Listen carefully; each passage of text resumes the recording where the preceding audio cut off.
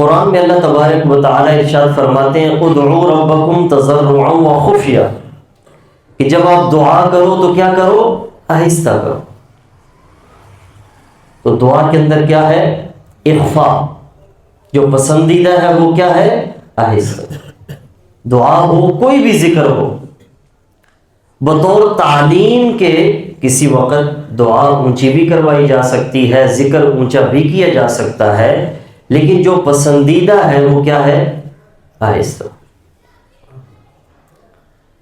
اور یہاں میں ایک اشکال کا جواب بھی دیتا چلوں کہ عموماً ایک اشکال ہمارے ذہنوں میں آتا ہے کہ آج کل ایک ٹرینڈ چل رہا ہے کہ بعض جگہ ہمیں نماز جنازہ کے حوالے سے دعائیں جو ہم پڑھتے ہیں، ایک تو اس میں یہ شبہ ہمارے سامنے آتا ہے کہ نماز جنازہ بعض جگہ بڑی لمبی لمبی پڑھی جا رہی ہیں، 20 منٹ، آدھا گھنٹہ، اور ہم تو بڑی مختصر پڑھتے ہیں۔ تو کہیں یہ ٹرخانے والا عمل ہے کہ 1-2 منٹ کے اندر جنازہ ختم؟ تو اس کے لیے پہلی بات تو یہ ذہن میں رکھیں کہ اللہ تبارک و تعالی نے قرآن و حدیث کے اندر کہیں بھی نماز جنازہ کی لمٹ بیان نہیں کی، یا آدھے گھنٹے کا پڑھنا ہے، یا 20 منٹ کا پڑھنا ہے، یا 10 منٹ کا پڑھنا ہے۔ ایک بات، کہیں لمٹ بیان نہیں کی۔ اب رہی یہ بات کہ سرکار دو عالم صلی اللہ علیہ وسلم کا عمل مبارک کیا تھا؟ جب ہم احادیث کو دیکھتے ہیں تو احادیث کے اندر مختلف دعائیں نقل ہیں۔ کسی جنازے میں حضور علیہ السلام نے ایک دعا پڑھی، کسی جنازے میں دوسری دعا پڑھی، کسی جنازے میں تیسری دعا پڑھی۔ آپ ان دعاؤں کو دیکھ لیں، وہ 1-2 منٹ کی آپ کو ملے گی۔ لیکن اب لوگوں نے کیا کیا کہ وہ جتنی دعائیں تھیں ان کو سب کو ایک جگہ جمع کر لیتے ہیں۔ ایک جگہ کیا کر لیتے ہیں؟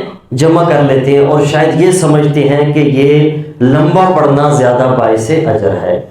حضرت ابو بکر صدیق رضی اللہ تعالی عنہ کی دعا سنی، وہ فرماتے اللہم انک عبدک، اے اللہ یہ تیرا بندہ ہے، جس کی میت ہے، یا اللہ یہ تیرا بندہ ہے، اس کو اس کے گھر والوں نے بھی چھوڑ دیا، اس کو اس کے گھر والوں نے بھی چھوڑ دیا، اور یا اللہ ہم تسلیم کرتے ہیں کہ یہ گناہ گار ہے،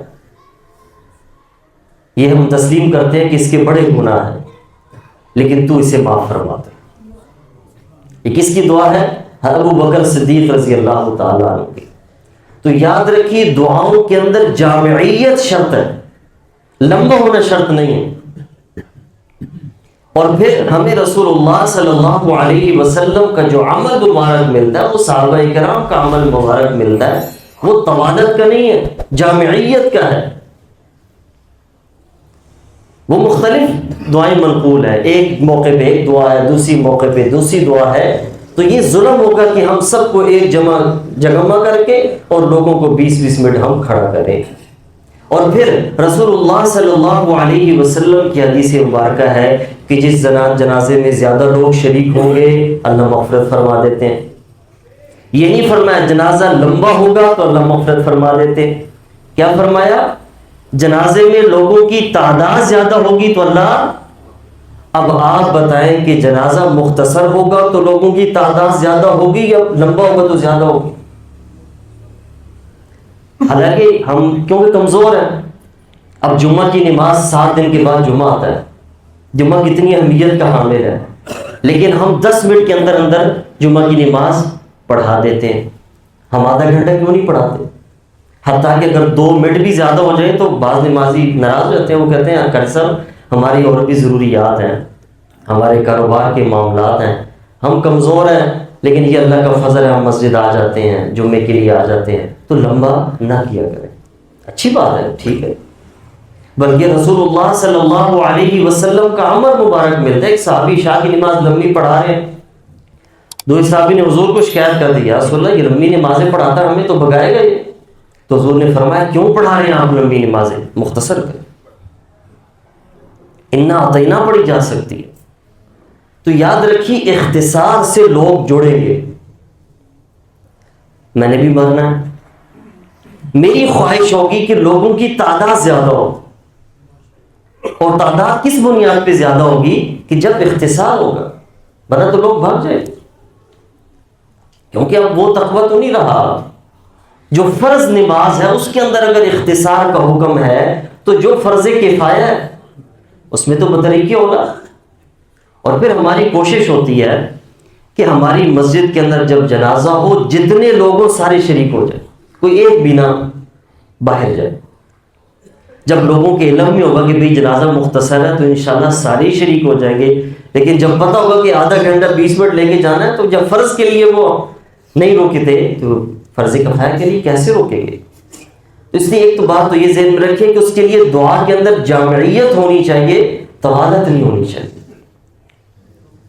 اور پھر رہی یہ بات کہ نماز جنازہ میں جو اذکار ہیں، سبحانک اللہ پڑھی جاتی ہے، درود پاک پڑھا جاتا ہے، اور دعا اللہم اغفر لحینا پڑھتے ہیں، یہ اونچی آواز سے بھی ایک ٹرینڈ چل پڑا ہے کہ اونچی آواز سے پڑھو۔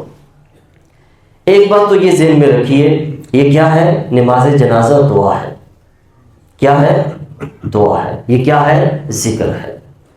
اور اس کے بارے میں اللہ تبارک و تعالیٰ قرآن میں ارشاد فرما چکے ہیں، ادعوا ربکم تضرعا وخفیا۔ کیا کرو؟ آہستہ پڑھو۔ کیا پڑھو؟ آہستہ پڑھو۔ پھر بسا اوقات یہ بھی ذہن میں اشکال ہو سکتا ہے کہ کہیں یہ دعا انفرادی نہ ہو، تو یاد رکھیے احادیث اٹھا کر دیکھ لیں، کہیں بھی اللہ نے یہ نہیں کہا کہ امام اونچی آواز سے پڑھے اور سامعین سننے والے آمین کہیں۔ نماز جنازہ میں دعا سب نے انفرادی پڑھنی ہے۔ کیا پڑھنی ہے؟ انفرادی پڑھنی ہے، ہر ایک نے دعا پڑھنی ہے۔ آپ کو کسی حدیث میں نہیں ملے گا کہ حضور علیہ السلام نے فرمایا ہو یا صحابہ کرام نے کیا ہو آمین وہ کہتے رہے ہو، حضور علیہ السلام دعائیں پڑھتے رہے۔ تو اس لیے اس کے لیے قرآن کی آیت موجود ہے، ادعوا ربکم تضرعا وخفیا۔ سنن نسائی کے اندر حدیث موجود ہے ابو امامہ رضی اللہ تعالی عنہ کی، وہ فرماتے ہیں 4 تکبیریں ہیں اور مخافتتاً آپ نے کیا کرنی ہے؟ اذکار کو آہستہ پڑھنا ہے۔ اس لیے یہ جو ایک ٹرینڈ چل پڑا ہے، کیونکہ بعض سارے لوگ جب دیکھتے ہیں پریشان ہو جاتے ہیں کہ ہم تو نہیں غلط پڑھ رہے، ہم 40-50 سال سے جنازے غلط تو نہیں پڑھے جا رہے، ہم غلط تو نہیں پڑھ رہے، تو یاد رکھیے جو آپ جنازہ پڑھ رہے ہیں وہ قرآن و سنت کے مطابق ہے۔ قرآن کی آیت بھی سامنے ہے اور حدیث مبارکہ بھی سامنے ہے اور صحابہ کرام کا عمل بھی سامنے ہے۔ یہ ایسا نہیں کوئی آج سے شروع ہے۔ ابوبکر صدیق رضی اللہ تعالی عنہ، عمر فاروق رضی اللہ تعالی عنہ، عثمان غنی رضی اللہ تعالی عنہ، علی المرتضی رضی اللہ تعالی عنہ، ان کا عمل ہمارے سامنے۔ پھر بس اوقات حدیث کے اندر ایسی حدیثیں ملتی ہیں کہ جن میں صحابی کہتے ہیں کہ ہم نے رسول اللہ صلی اللہ علیہ وسلم کے جنازے سے یہ دعا سیکھ لی۔ آپ نے کوئی جنازہ پڑھا رہے تھے، ہمارے کانوں میں آواز پڑ گئی، تو یاد رکھیے رسول اللہ صلی اللہ علیہ وسلم استاد تھے، معلم تھے۔ التحیات کے اندر جو ہم دعائیں پڑھتے ہیں وہ بھی صحابہ کرام نے سن کر یاد کی ہوئی ہیں۔ التحیات پڑھتے ہیں نا، اس کے اندر جو دعائیں ہیں وہ بھی ہمیں احادیث میں مل جائیں گی کہ صحابی نے حضور سے سنی اور یاد کی۔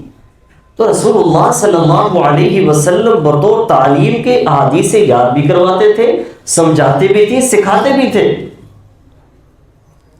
لیکن سب سے اہم بات یہ ہے کہ حضور علیہ السلام کا حکم کیا تھا؟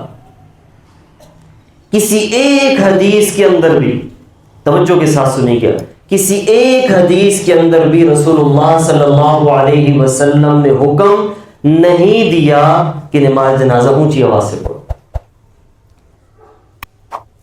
اور پھر بس اوقات یہ بھی ہم غلط فہمی کھاتے ہیں کہ شاید ہم آہستہ اس لیے پڑھتے ہیں کہ ہمیں دعائیں نہیں آتی۔ تو جو عرب کنٹریز ہے، مکہ مکرمہ ہے، مدینہ منورہ ہے، ان کو دعائیں یاد ہیں یا نہیں؟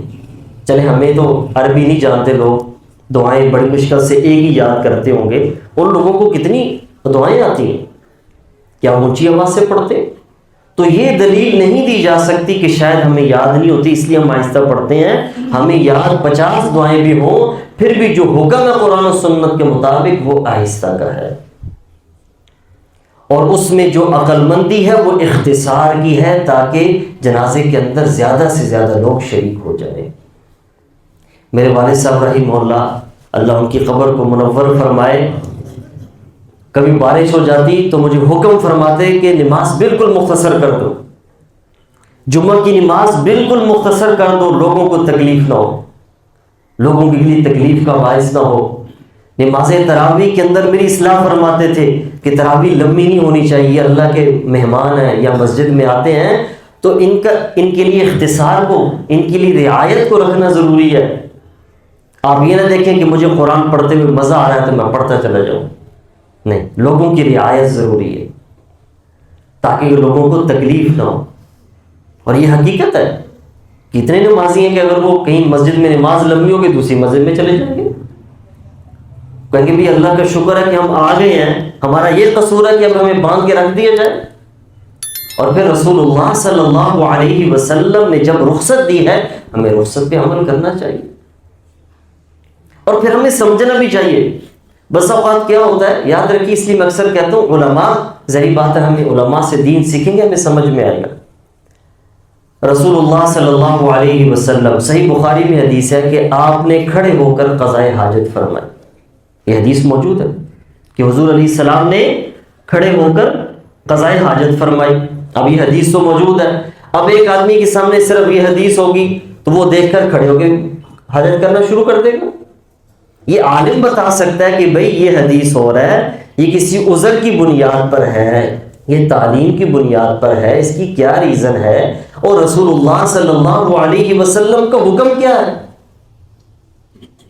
اس لیے یاد رکھیے، میں اکثر عرض کرتا ہوں کہ ہمیں دین علماء سے سیکھنا چاہیے۔ ایک محدث بتا سکتا ہے کوئی کون سی حدیث ہے، اس کا کیا مطلب ہے۔ رسول اللہ صلی اللہ علیہ وسلم کا عمل مبارک ایک الگ چیز ہے، آپ اللہ کے انبیاء تھے، نماز کے دوران آپ پر اللہ کی وحی نازل ہوتی تھی، قرآن کا نزول ہو رہا تھا، اللہ تبارک و تعالیٰ کے احکامات نازل ہو رہے تھے، تو رسول اللہ صلی اللہ علیہ وسلم کا ایک عمل مبارک ہوتا ہے، ایک آپ کا حکم ہوتا ہے۔